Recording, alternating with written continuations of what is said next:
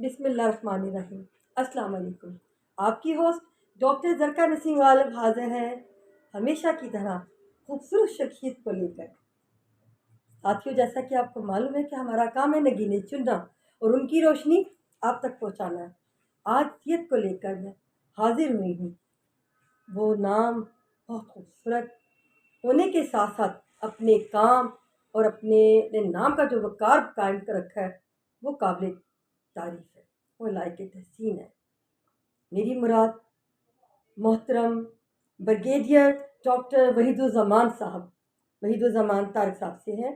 ماہر اقبالیات، 10 زبانوں سے زیادہ آپ کو عبور حاصل ہے۔ یہ بڑی خوش قسمتی ہوتی ہے کسی انسان کی اتنی زیادہ زبانوں کو جاننا۔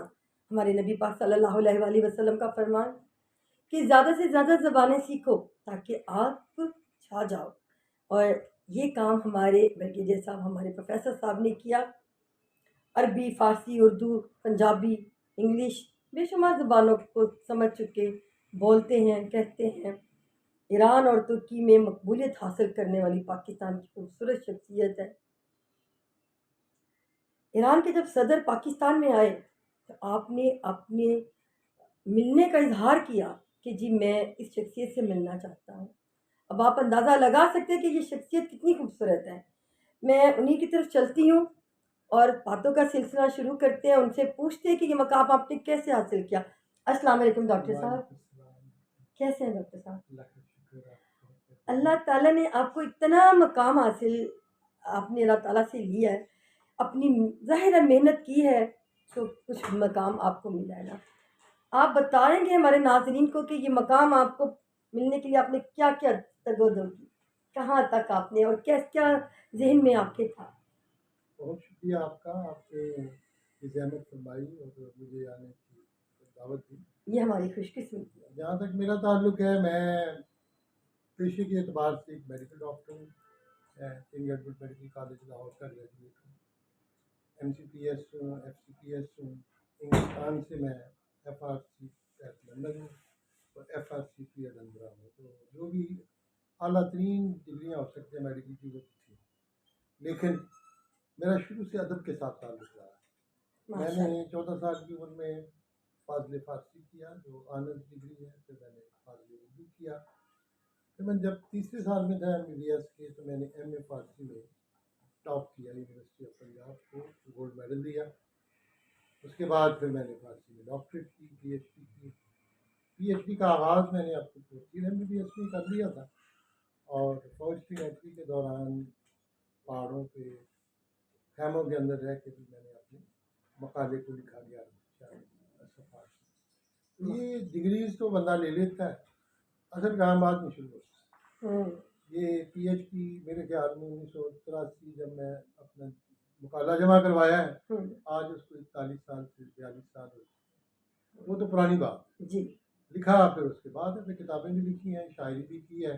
جب میں طالب علم تھا تو میری غزلیات ایران کی چھپتی تھی بات کرتے کرتے وہ دیوان بن گیا، دیوان پھر ایران سے چھپا، اور اس کے بعد پھر کچھ میری غزلیات کو انہوں نے سیریلک جسم خط جو ہے جو فارسی میں آپ نے لکھی، آپ کی کتنی کتابیں آ چکی ہیں؟ لیکن میری کو 20 کے قریب کتابیں ہیں ماشاءاللہ، لیکن فارسی میں میری ایک مصنوعی ہے اور ایک میرا یہ دیوان ہے، اور تیسرا میرا کلیات جو ہے وہ اگلے مہینے تک انشاءاللہ وہ چھپ جائے گا، وہ پریس میں ہے۔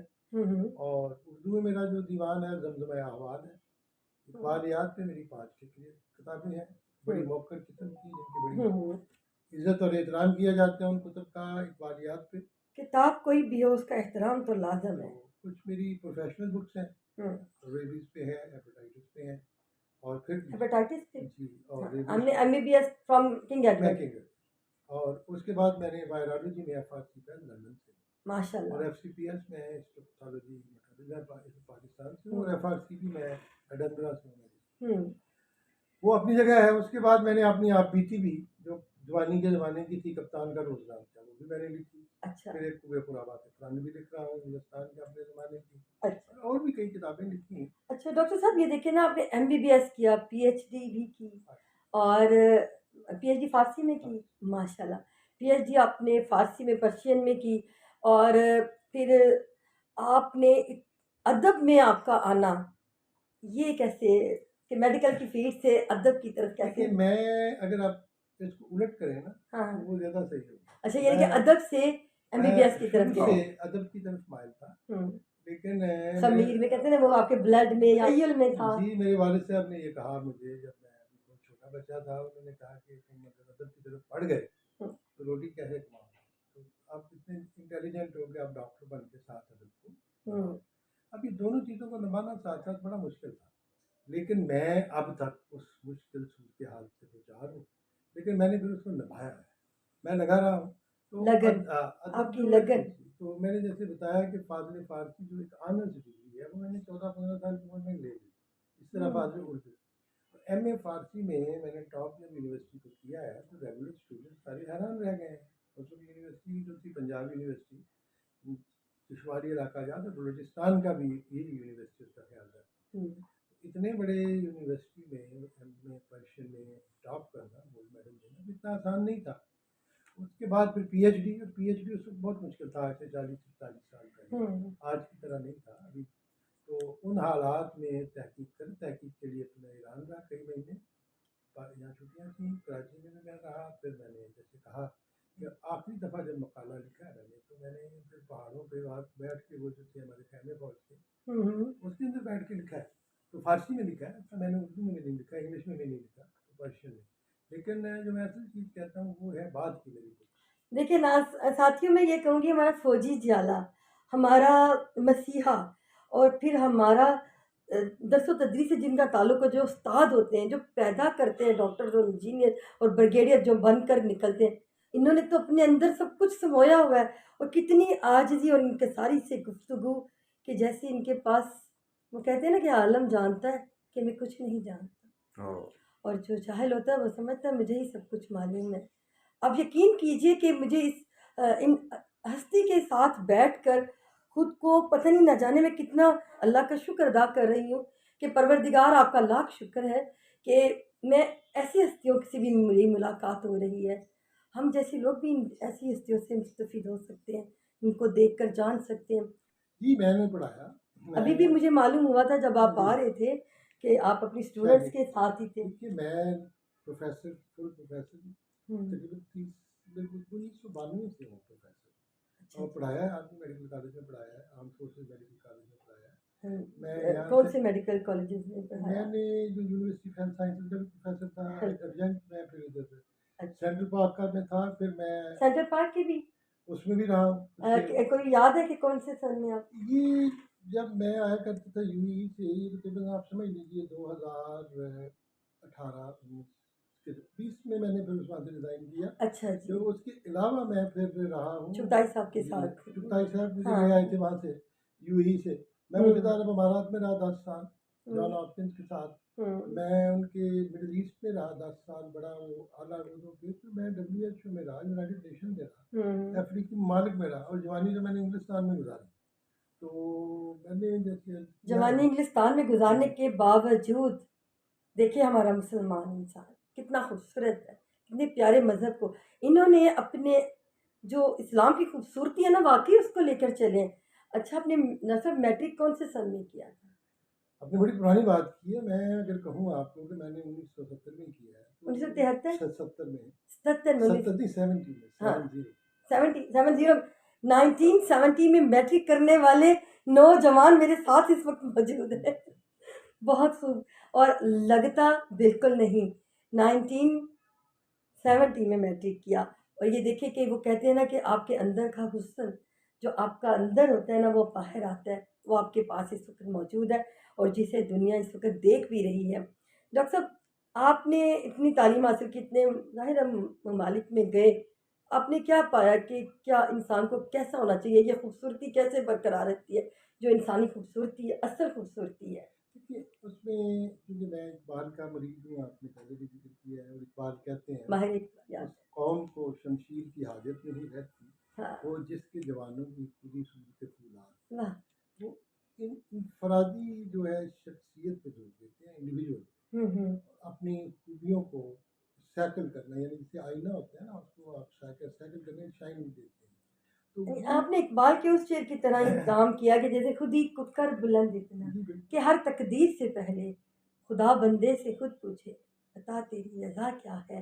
آپ نے تو ڈاکٹر صاحب بالکل ایسا ہی کیا. آپ نے کیسی مطلب کہ بکس کتنی زبانوں میں دیکھیے قلم؟ میں نے انگلش میں لکھی پروفیشنل، میں نے اردو میں لکھی، میں نے فارسی میں لکھی. عربی میں ٹھیک ہے میں لکھ بھی لیتا ہوں، ہاں ہاں لیکن میں نے لیکچر ضرور دیے اقبال اور جاہلیہ کے عرب شعراء پہ بھی دیے، عربی پہ بھی دیے، لیکن ایسا میں نے عربی میں کتاب نہیں لکھی. اچھا. مضامین میں لکھ لیتا تھا، کچھ آرٹیکل بول بھی لیتا، اور لکھنے میں کوئی مسئلہ نہیں ہے، سمجھنے میں تو بالکل کوئی مسئلہ نہیں ہے.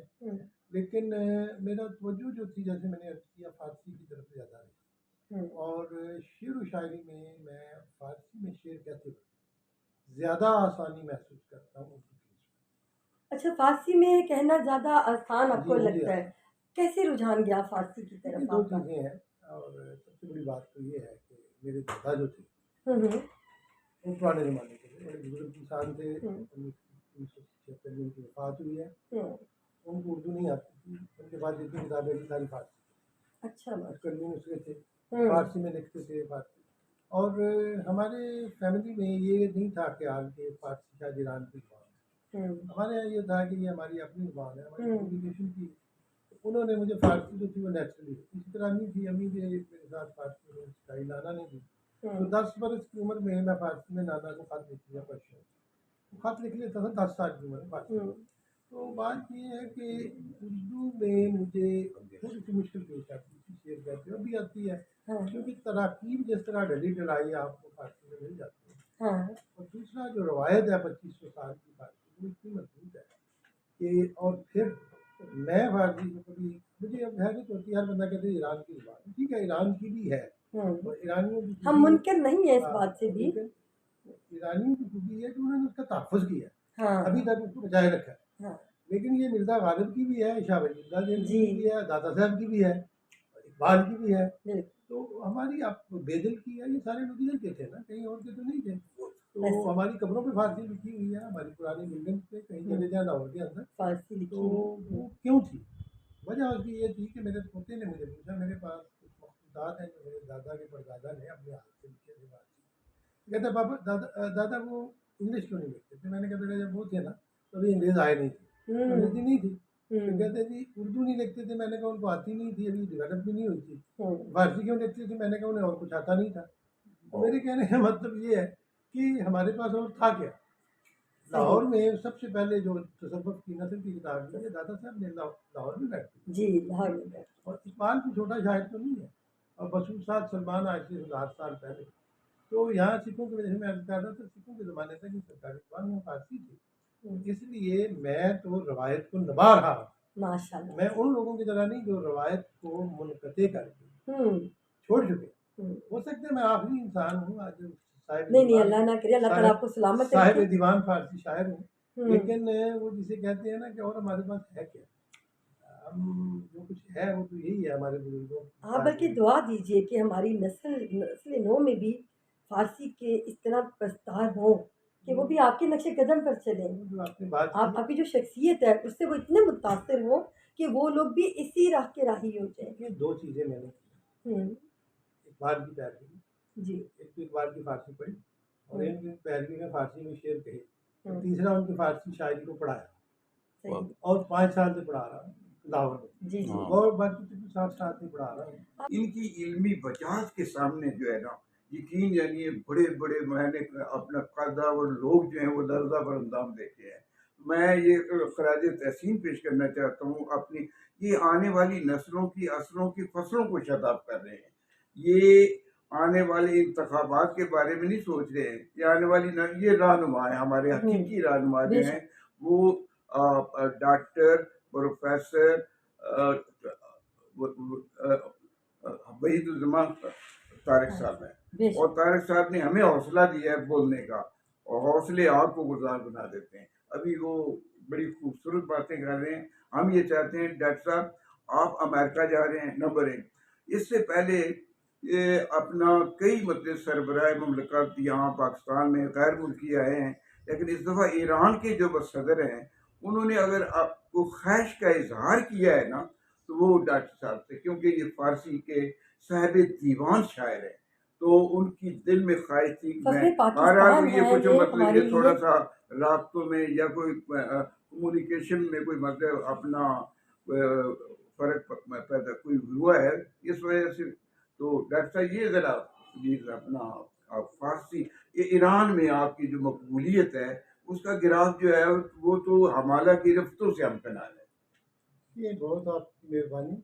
وجہ اس کی یہ ہے کہ وہ قوم جو ہے وہ واقعی علم کی قدر دان ہے. یہ میں نے کئی دفعہ مجھے جانا ہوا وہاں پہ اور میں نے دیکھا ایک تو ان کی اپنی زبان سے محبت ہے، پھر اپنے اقدار سے، پھر اپنی شاعری سے، اور وہ پھر انسان کو یہ نہیں دیکھتے کہ کتنا امیر ہے، کتنے اس کے پاس بڑی بڑی گاڑیاں ہیں. وہ دیکھتے ہیں اس کا علم کیا ہے اور اس کے شعر میں نالج طاقت. Is power. اگر اقبال کو وہ سمجھتے ہیں اور اس سے محبت کرتے ہیں تو میں تھوڑی ضرور اتنا کہوں گا کہ ان کی محبت تھی کہ وہ جنہوں نے بے دل کو مشکل سے شاعر مانا، غالب کو ماننے میں مشکل کا سامنا پیش آیا ان کو. اقبال کو مانتے ہیں فارسی شاعر، لیکن میرے ساتھ پھر بھی انہوں نے محبت کی. اور کیا تھا میرے کلام میں؟ میرے خیال میں میرے کلام میں ان کو جو میوزک اور اپنے ماضی کے ساتھ جو میرا تعلق ہے وہ انہوں نے پسند کیا ہے. ہمارے ملک میں شاید علم و فن کی یا علم و ادب کی کوئی عزت نہیں ہے جو وہاں پہ کیا. اور اس کے پیچھے ایک بڑی پیاری بات کی ہے آپ اس نے. کے پیچھے ایک واقعہ ہے کہ میں بعد میں پیدا ہوا. یہ 1950 یا 51 میں میرے استاد ڈاکٹر عرفانی ایران میں تھے ہمارے کلچر والے. ایک ایران کے سب سے بڑے شاعر اس وقت پلکی شعرا بہار. تو بہار کے ساتھ ان کی بڑی محبت تھی. تو محمد حسین خطیبی جو بہار کے بعد تہران یونیورسٹی کے پروفیسر بنے فارسی کے، بہار وزیر تعلیم بھی رہے. تو کہتے ہیں میں نے استاد کو کہا کہ آپ عرفانی پہ اتنے مہربان کیوں ہوں. تو عرفانی کی اطلاعات ایک رسالہ ہے وہاں 1955 کا شاید ہمارا، اس میں لکھا کہ اس نے کہا کہ بہار آیا ہے پاکستان سے. یہ وہ ملک ہے جو کبھی فارسی کا بہت بڑا مرکز تھا، آج وہاں پہ فارسی کا چراغ ٹمٹما رہا ہے. میں اس پہ اس لیے توجہ دیتا ہوں کہ یہ صاحب استعداد ہے، فارسی سیکھنا چاہتا ہے. ہو سکتا ہے یہ واپس جائے، کوئی اس کا شاگرد ایسا ہو جو اس شمع کو آگے روشن رکھ سکے. یہ ان بزرگوں نے، میں پاکستان کے بزرگوں کی بات نہیں کر رہا، انہوں نے میری پیدائش سے پہلے بھی یہ سوچا. پھر اس میرے اساتذہ نے میری محنت کی اور ہم اس چراغ کو کسی طرح بجھنے سے بچا رہے ہیں جس کی آبیاری مغلوں نے بھی کی، ہمارے بزرگوں نے بھی کی، ہمارے بڑوں نے بھی کی. تو ایران کا جو ہمارا تعلق ہے وہ ہے اشتراک، لسانی اشتراک اور کلچر کا، فرہنگ کا. اور یہ ہی اشتراک تھا جس نے ہمیں ایک طرح کی قومیں بنایا ہوا تھا. مغلوں کے زمانے میں کوئی فرق نہیں تھا، بارڈر تھے، علیحدہ علیحدہ ہوں گے، بادشاہ بھی تھے، لیکن وہاں سے شعراء جو تھے وہ آگرہ آ رہے تھے، لاہور آ رہے تھے. عرفی شیرازی لاہور میں فوت ہوا، اور نظیری نیشا پوری اس کی قبر ہندوستان میں سورت کے مقام پہ ابھی رات کو چھوڑی. کتنے شعراء ہیں جو دلی میں دفن ہیں فارسی ایرانی. جو داتا صاحب کہاں سے آئے تھے؟ وہ بھی کہیں سے غزنی سے آئے، جس سے اقبال نے کہا کہ بند آئے کو سال آسان رسی در زمین ہند تخم سجدے بھی. وہ پہاڑوں کے بند توڑ کے آنے والا انسان جس نے ہندوستان کی زمین میں سجدوں کے بیج بو دیے. اور خاک پنجاب از دمی و زندہ گشت از شعاع مہر اتابندہ گشت، کہ پنجاب کی خاک جو ہے اس کے سورج سے چمک اٹھی اور اس کی چمک سے زندہ ہو گئی جو مردہ خاک تھی. تو وہ لوگ کہاں سے آئے تھے؟ اب ہمارا ایک تعلق رابطہ تو ہے، اور وہ قوموں کا رابطہ سینٹرل ایشیا کے ساتھ ہمارا رابطہ ہے، بخارا کے ساتھ، سمرقند کے ساتھ. اقبال نے تو کہا تھا کہ اگر سے زیادہ یہ ہندم اور ان کے چشم منس دکھا کے پا کے بخارا و قابل تبدیل. میں انڈیا کی پیدائش ہوں، لیکن میری آنکھوں کا سرما کیا ہے؟ پاک مٹی جو کابل کی ہے، کابل و بخارا بخارا کی اور تبریز کی اور سمرقند کی مٹی. تو اقبال نے اپنی آنکھوں میں جب اس مٹی کو سرمے کے طور پر ڈالا اور انہوں نے تبریز کا ذکر کیا، صفحان کا کیا، یہ تہران کا کیا، تو ہمارا کیا تعلق ان کے ساتھ نہیں ہے جو آج بھی اقبال سے محبت کرتے ہیں. تو علمی طور پہ یہ ہم بائنڈنگ لوگ ہیں آخری جو مختلف اقوام کو اکٹھا کرتے ہیں. تاجکستان میں آج بھی 96% لوگ پاکستان، ان کے ساتھ ہماری محبت ہے. ازبکستان میں بخارا، میری غزلیں سمرقند سے بھی چھپی ہیں، سیریلکس میں وہ بھی پڑھی. میں آپ سے کلام سننا چاہوں گی. हमारे नाजरीन को अपने चंद अशार से ही मेरा ख्याल है फारसी की अगर मुझे आप मौका देंगे तो मुझे देखना पड़ेगा अपने मोबाइल को खोल के। जी मैं जी जरूर बिल्कुल आप जरूर सुनाऊंगा, हाँ, लेकिन मेरा कहने का मतलब ये है कि शायद अगर उर्दू में भी कहा है तो वो भी उर्दू सुनाइए। में तो मैंने बहुत कहा है, कुछ कहा है, मेरी किताब है उर्दू में। जी जी नाजरीन, ये अपना ब्रिगेडियर डॉक्टर वहीदुज्जमा तारिक साहब को कई ज़बानों पर अबूर हासिल है, उर्दू, फारसी, अरबी, अंग्रेज़ी। यकीन जानिए अरबी बोलते हैं तो यूं महसूस होता है कि कोई अरब हिजाज से रफ्ते सफ़र बांध कर लाहौर आ निकला हो। फारसी में शादी की शीरीनी और हाफिज की रंगीनी मदद देती है। उर्दू आपकी जेब की घड़ी और हाथ की छड़ी है। आप देखिए अभी थोड़ी देर के बाद वो बोलते हैं, गुल अफशानी गुफ्तार देखिए। मैं आपकी जान से चंद शेर कहूँ। मेरा तो खुशी हर एक जर्रा सहरा खुनम, हर खुजाबीनम नजर बरसूत लैला खुनम। मैं मेरा तो खुशी हर एक जर्रा सहरा खुनम, सहरा के हर जर्रे को मैं सूरज का आईना बना दूंगा। और हर खुजाबीनम, जहाँ भी फिर देखूंगा, नजर बरसूत लैला खुनम, मुझे फिर लैला की सूरत नजर आना शुरू हो क्या जाएगी। बात। और असर हाजिर नौ बनौ आशू व फितने परवरत, गुफ्तगू नज़ किस्सा ये अस्कंदर और दारा को नम। मैं सिकंदर और दारा के किस्से नहीं बयान कर रहा इस वजह से कि जो मौजूदा ज़माना है उसकी आगोश में भी बहुत से फितने और मसाइब परवरिश पा रहे हैं। मैं उन फितनों की बात कर रहा हूँ, गुफ्तगू।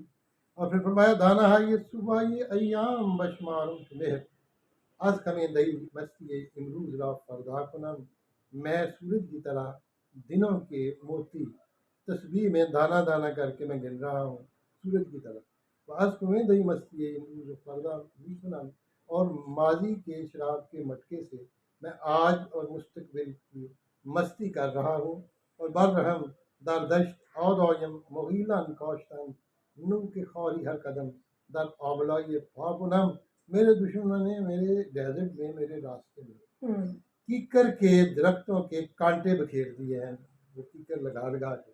और मेरे पाँव पे आंवले हैं, मेरे पाँव पे जो छाले हैं, एक एक कांटा चुभ चुभ के मेरे छालों के अंदर वो फवारों की तरह मेरे खून को बहा रहा है। घर फ्रू रीजत में जामम तल्ख व शमशूर चश्म, दीदाम मखमूर मिसले नरगस शहला कुनम।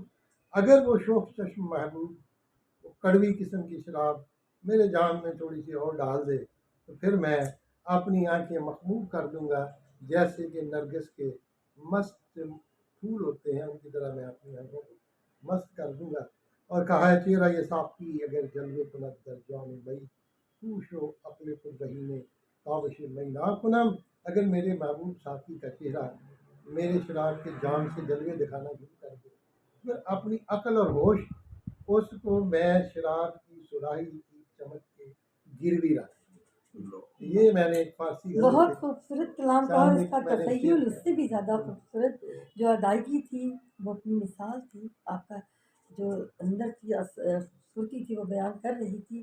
डॉक्टर साहब के लिए तो मैं ये ज़रूर कहूँगी कि मेरा शेर है, मैं उन इदारों पर और उन शख्सियात पर कहती हूँ।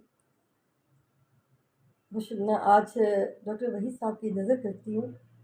दयानत जिसमें हो ज़रका जो खिदमतगार मिल्लत हो, दयानत जिसमें हो ज़रका जो खिदमतगार मिल्लत हो, वही है बादशाह मेरा, वही सुल्तान है मेरा। बहुत खूब, डॉक्टर साहब बहुत ये बहुत आपकी नज़र है गज़ल तहसीन कि है आप बहुत सच में इस लायक हैं हाँ। कि हम आपको सुल्तान बादशाह का ओहो। खिताब दे सकते हैं, क्योंकि आपने अगर फ़ौज में गए तो हमारे मुहाफ़िज़ बने, MBBS किया किंग एडवर्ड से तो मसीहा बन गए, और उस्ताद बने तो क्या आपने कैसे अपने, यानी आपने उस इल्म को बांध कर नहीं रखा, सदका जारिया बना दिया, उसे लोगों के गोश्त गुजार करना शुरू कर दिया। और यहाँ तक भी महदूद नहीं रहे, आपने बेशुमार किताबें लिखी ताकि आप बका में आ जाए। आप जैसे लोग कभी नहीं मरते। वो बुल्ले शाह ने कहता ना, गौर पिया कोई और असा मरना ना ही गौर पिया कोई हो। ये सच बात है, ऐसी शख्सियत कभी मरती नहीं हैं, वो मरकर भी ज़िंदा रहते हैं, वो पर्दा ज़रूर कर जाते हैं। ये आज के वली, आज के बुज़ुर्ग हैं जो दौरे हाज़िर में सांस ले रहे हैं, और हम लोग खुशकिस्मत हैं कि इनके साथ हैं। اور میں اس میں غازی منشا غازی محسن نقوی صاحب نے بھی ان کے بارے میں کہا ہے کہ عمر اتنی تو عطا ہو میرے فن کو کھالے، ہاں میرا دشمن میرے مرنے کی خبر کو ترسے۔ آئے واہ ہائے واہ، ہائے آمین ایسا ہی ہو، اور اللہ کرے کہ یہ ملاقات کا سلسلہ یہاں پر محدود نہ ہو، اب یہ جاری اور ساری رہے، اور گفتگو ہماری جو دیا ہمیں ڈاکٹر صاحب، آپ نے قیمتی وقت سے آپ نے جو وقت نکالا، اور ہمارے ناظرین کے لیے، ہمارے ساتھیوں کے لیے، احباب کے لیے بہت بہت اس کا شکریہ ادا کرتے ہیں۔ اللہ آپ کو اجر عظیم عطا کرے، شاد رہیں، آباد رہیں، ہمارے ساتھ رہیں۔ اللہ حافظ۔ خدا حافظ۔